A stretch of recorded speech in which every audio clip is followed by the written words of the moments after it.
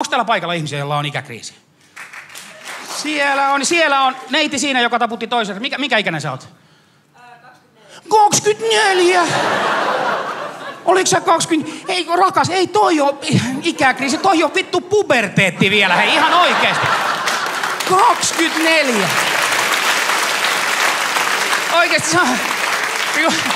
Mitä kriiseilemistä siis?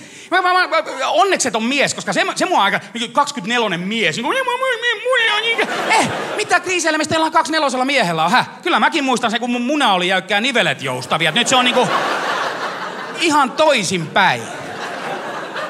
Siis tiedätte tämän niinku sanonnan, että niinku 40 on uusi 30. Vittu, 40 on uusi 60, jos multa kysytään.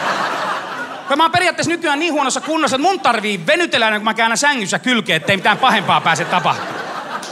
Tää on eka kerta mun elämässä, kun mulla on enemmän karvaa selässä kuin pään päällä. Se on ihan kauhea.